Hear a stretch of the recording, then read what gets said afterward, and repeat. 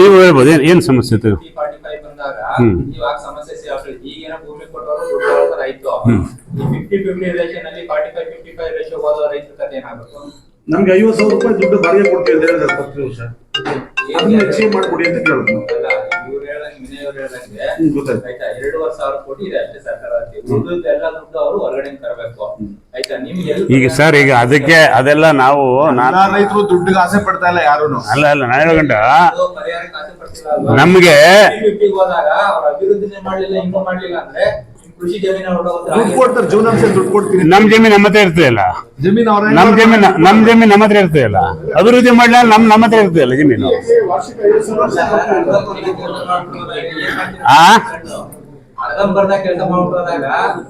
Sir ಈಗ ನೀವು ಅರ್ಧಂಬರ್ಧ ಅನ್ನೋದು ಯಾರ ಮೇಲೆ ಉತ್ತರ ಕೊಡ್ತೀರಿ? ಈಗ ನೀವು ನಾವು ಕುಮಾರಸ್ವಾಮಿ ಅವ್ರಿಗೆ ಹೇಳದ, ಯಡಿಯೂರಪ್ಪನವ್ರಿಗೆ ಹೇಳದ, 20 ವರ್ಷದಲ್ಲಿ ಯಾರಿಗೆ ಹೇಳ್ಕೊಂಬರೋಣ ಅದನ್ನ? ಆ ಮಾತು ಯಾರು ಮಾಡಿದ್ರು ಇದೇ ಕ್ವಶನ್ ಅಲ್ವಾ? ಕಾಂಗ್ರೆಸ್ ಸರ್ಕಾರವೇ ಬರೋದು ಈಗ. ಸರಿಗಾ ಈಗ ನಾ ಹೇಳೋದು ಹಿರಿಯರಿ ಆಯ್ತು. ಈಗ ದೇಶದ ಪ್ರಪ್ರಥಮ ಎ ಸಿಟಿ ಅಂತ ಹೇಳ್ತಾರೆ. ಇನ್ನೊಂದು ಮಾತು ಹೇಳ್ತಾರೆ, ಯಾವುದೇ ಹಳ್ಳಿಯನ್ನ ಶಿಫ್ಟ್ ಮಾಡಲ್ಲ. ಹೌದು, ಹಳ್ಳಿ ಇಟ್ಕೊಂಡು ಎ ಸಿಟಿ ಯಾವ ರೀತಿ ನಿರ್ಮಾಣ ಮಾಡ್ತಾರೆ ಅದಕ್ಕೆ ಆದ ಸೌಕರ್ಯ ಕೊಡ್ತಾರೆ. ಅದನ್ನ ಅವತ್ತೇ ಅದು ಬಂದದ್ದು. ಈಗ ಬಾಂಬೆನಲ್ಲಿ ನೀವು ತೋಡ್ಕೊಂಡು ಬೆಂಗಳೂರಲ್ಲಿ ಈಗ ದೊಡ್ಡದ ಮೆಜೆಸ್ಟಿಕ್ ಬಗ್ಗೆ ಏನು ಈಗ ನೀವು ಸ್ವಲ್ಪ ಎಲ್ಲೂ ಬೇಡ, ನೀವು ಸದಾಶಿವನಗರ ಹೋದ್ರೆ ಅಲ್ಲಿ ನೋಡಿದ್ರೆ ದೊಡ್ಡ ಇದು, ಅದ್ರ ಪಕ್ಕ ನೋಡಿದ್ರೆ ಒಂದು ಸ್ಲಮ್ ಇರ್ತದೆ. ನಾನು ಹೇಳ್ತಾ ಇರೋದು ನೀವು MG ರೋಡ್ಗೆ ಹೋದ್ರೂ ಇರ್ತದೆ, ಎಲ್ಲಾ ಕಡೆನೂ ಇದ್ದೇ ಇರ್ತದೆ. ಅದನ್ನ ಶಿಫ್ಟ್ ಮಾಡಲ್ಲ ಆ ಹಳ್ಳಿಗೆ. ಅರ್ಥ ಇದಲ್ವಾ? ಈಗ ಸರ್ ಈಗ ನಾನು ದೊಡ್ಡ ಮಟ್ಟದ ವಾದ, ದಯವಿಟ್ಟು ನೀವು ಅವ್ರನ್ನೇ ಕೇಳಬೇಕು. ನಮ್ಗೆ ಅನುಕೂಲಕರವಾದಂಥ ಪ್ರಾಜೆಕ್ಟ್ನ ಅನೌನ್ಸ್ ಮಾಡವ್ರೆ, ಅದ್ರ ಮೇಲೆ ನಾವು ಸಣ್ಣ ಪಣ್ಣ ವ್ಯತ್ಯಾಸ ಇದ್ರೆ ನಾವು ಅವ್ರ ಜೊತೆ ಚರ್ಚೆ ಮಾಡ್ಕೊಳ್ತೀವಿ. ಈಗ ನೆನ್ನೆ ನೀವು ಇದೇ ಕ್ವಶನ್ ಅದು ಅಲ್ಲೇ ನೀವು ಪ್ರತಿಯೊಂದು ಮಾಡಬೇಕಾಯ್ತು, ನಿಮ್ಗೆ ಇದಿತ್ತು, ಅದನ್ನ ಉತ್ತರ ಕೊಡಕ್ ಅವರೇ ಕೊಡ್ಬೇಕು. ಅದಕ್ಕೆ ನಾನು ಉತ್ತರ ಕೊಡಕ್ಕಾಗಲ್ಲ. ನಾವು ಸಾಮಾನ್ಯವಾಗಿ ಪ್ರಶ್ನೆ ಕೇಳಿದಾಗ ಅವರು ಭರವಸೆಗಳನ್ನ ಅದನ್ನ ನಾನು ಉತ್ತರ ಕೊಡಲ್ಲ. ಈಗ ನಾನೇನ್ ಹೇಳ್ತಾ ಇರೋದು, ಈಗ ಸರ್ ಈಗ ನಾನು ಹೇಳ್ತಾ ಇರೋದು, ಇವಾಗ 18 ವರ್ಷದಿಂದ ನಂಬ್ಕೊಂಡ್ಬಿಟ್ಟಿದೀವಿ. 18 ವರ್ಷ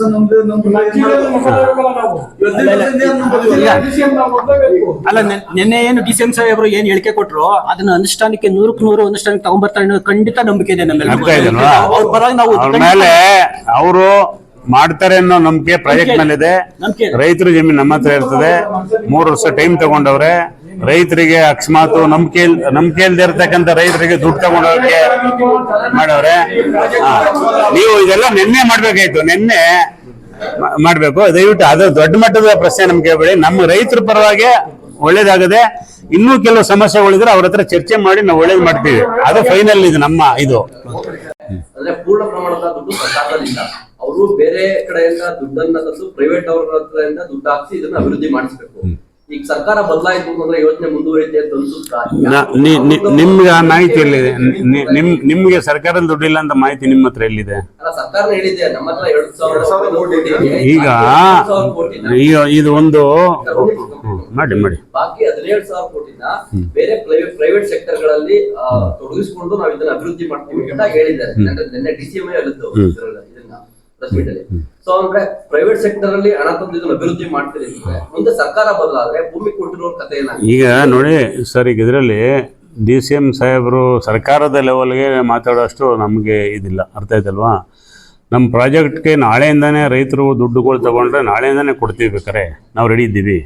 ಈ ದುಡ್ಡು ಒಂದು ದೊಡ್ಡ ಪ್ರಾಜೆಕ್ಟ್ ಮಾಡಬೇಕು ಅಂತಂದರೆ ಈ ಬಿಡ್ಡರ್ನ ಸಹ ಕರ್ಸ್ಕೊಂಬಿಟ್ರೆ ರೀ ಮಾರ್ಬಿಟ್ರು ಜಮೀನು ಅಂತಾರೆ. ನಿಮಗೆ ನಾವೇನು ಬೇಕಾದ್ರೆ ಮಾತಾಡ್ಬೋದು. ಅರ್ಥ ಆಯ್ತಲ್ವಾ? ನಮಗೆ ಬೇಕಾಗಿರೋದು ಒಂದು ಒಳ್ಳೆ ಪ್ರಾಜೆಕ್ಟ್ ಆಗಬೇಕು. ರೈತರನ್ನ ಅದರಲ್ಲಿ ಪಾರ್ಟ್ನರ್ಶಿಪ್ ಮಾಡ್ಕೊಂಡವ್ರೆ 50-50 ಅಂತ. ಆಯ್ತಲ್ವಾ?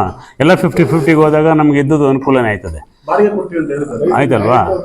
ನಾವು ಸುಮ್ಮನೆ ನಾವೇ ಕ್ರಿಯೇಟ್ ಮಾಡ್ಕೊಂಡ್ರೆ, ಯಾವತ್ತು ಮಾಡಿದ್ರು ನಾವೇ ಕ್ರಿಯೇಟ್ ಮಾಡ್ಕೊಂಡ್ಬಿಟ್ರೆ ಬೇರೆ ಥರಕ್ಕೆ ಮಾತಾಡ್ತಾರೆ. ನಾವು ಸರ್ಕಾರದ ಲೆವೆಲ್ಗೆ ಮಾತಾಡೋಷ್ಟು ನಾವು ಇದಿಲ್ಲ. ಬಟ್ ನಮ್ಗೆ ಒಳ್ಳೆ ಪ್ರಾಜೆಕ್ಟ್ ಮಾಡಬೇಕು, ಒಳ್ಳೆ ಪ್ರಾಜೆಕ್ಟ್ ಮಾಡಿಕೊಡ್ತೀವಿ. ಅದು ದುಡ್ಡು ಸರ್ಕಾರನೇ ಹಾಕ್ಬೋದು, ಬೇರೆ ಸರ್ಕಾರನೇ ಇದಕ್ಕೆ ಸಂಬಂಧಪಟ್ಟಂಗೆ ತಗೋಬೋದು. ರೈತರಿಗೆ ಅನುಕೂಲ ಆಗಬೇಕು, ಅಷ್ಟು ಮಾಡ್ಬೇಕಷ್ಟೇ. ನಮಗೆ ಆಲ್ರೆಡಿ ಅದು ಮಾಡ್ಕೊಂಡಿದ್ದಾರೆ. ನಾವು ಯಾವ ತರಕಾರು ಮಾತಾಡ್ತಾರೆ, ಯಾರೋ ಪ್ರೈವೇಟ್ ಅವ್ರು ಬಂದರೆ ಮಾರ್ಕೊಬಿಟ್ರು ಕಂಡ್ರೆ ಅವ್ರಿಗೆ ಅಂತಾರೆ. ಎಲ್ಲ ಒಂದೊಂದ್ಕೊಂದು ಉತ್ತರ ಕೊಡೋಕ್ಕಾಗಲ್ಲ. ಹಾಂ, ಅವ್ರದ್ದು ಕೂಡ ಮನವೊಲಿಸುವಂತ ಕೆಲಸ ಮಾಡ್ತೀರಾ ಇದ್ರಲ್ಲಿ ಏನು ಅಂತ ಹೇಳಿ? ಅವ್ರಿಗೆ ನಾವು ಕೋರ್ಟ್ ಹೋಗ್ತಾ ಇದೀವಿ, ನಾವು ಹೋರಾಟ ಮಾಡ್ತೀವಿ, ನಾವು ಯಾವುದೇ ಕಾರಣಕ್ಕೂ ಜಮೀನ್ ಕೊಡಲ್ಲ ಅಂತ. ಇರಿ ಹೇಳ್ತೀನಿ. ನಾನು ಹೇಳ್ತಾ ಇರೋದು ನಿಮ್ಗೆ ಅದನ್ನ ಹೇಳಿದೆ. ರೈತರು ಹೋರಾಟ ಮಾಡೋರ್ನ ನಾನು ಯಾವತ್ತೂ ಯಾವ ರೈತರನ್ನು ಕೂಡ ಯಾರನ್ನ ಕೇಳಿ, ನಾವು ಯಾವ ರೈತರನ್ನು ಕೂಡ ಹೋರಾಟ ತಡೀಲಿಲ್ಲ. ನೀವು ಹೋರಾಟ ಮಾಡಬೇಡಿ ಅಂತ ಯಾವ ರೈತರಿಗೂ ನಾವು ಅವ್ರನ್ನ ಹತ್ತಿಕ್ಕಕ್ಕೆ ಹೋಗಿಲ್ಲ.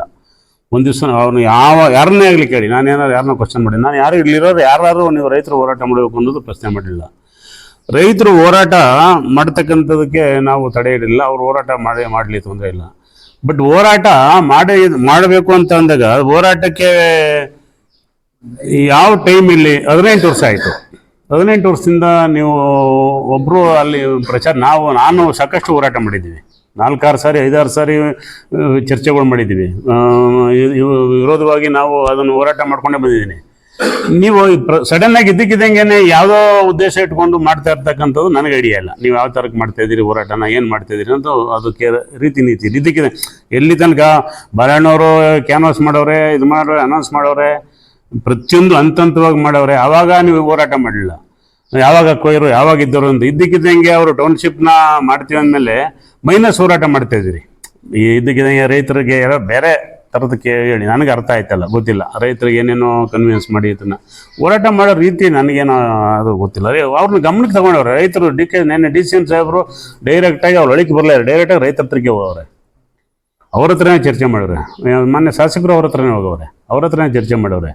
ರೈತರು ಹೋರಾಟನ ಗಮನಕ್ಕೆ ತಗೊಳ್ಳಿಲ್ಲ ಅನ್ನೋದು ಯಾವ ಥರದಲ್ಲಿ ನೀವು ಹೇಳ್ತೀರೋ ನನಗೆ ಅರ್ಥ ಆಯ್ತಲ್ಲ. ನನಗೆ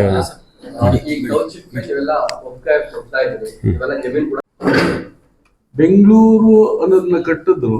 ಇವತ್ತು ಒಬ್ಬ ರೈತಾಪಿ ಕುಟುಂಬದಲ್ಲಿ ಹುಟ್ಟಿ ಒಬ್ಬ ಚೀಫ್ ಮಿನಿಸ್ಟರ್ ಆದಂತ DK ಶಿವಕುಮಾರ್ ಅವರು, ಅವ್ರದ್ದು ಕಾನ್ಸೆಪ್ಟ್ ಇಲ್ಲೊಂದು ನಾವೊಂದು ಹೊಸನಗರ ಕಟ್ಟೋಣ, ನಮ್ಮ ಇತಿಹಾಸದಲ್ಲಿ ಒಂದು ಇರಲಿ, ಮತ್ತೆ ರೈತರನ್ನ ಒಳಪಡಿಸ್ಕೊಳ್ಳೋಣ ಆ ಅಭಿವೃದ್ಧಿಗೆ ಅನ್ನೋದು. ಅದಕ್ಕೋಸ್ಕರ ನಾವು ಅವ್ರನ್ನ ಸ್ವಾಗತ ಬಯಸ್ತೀವಿ.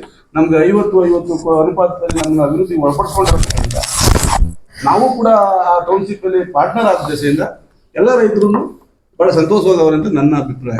ನಾವು ಅವ್ರನ್ನ ಸ್ವಾಗತ ಮಾಡ್ತೀವಿ ಆ ವಿಷಯದಲ್ಲಿ.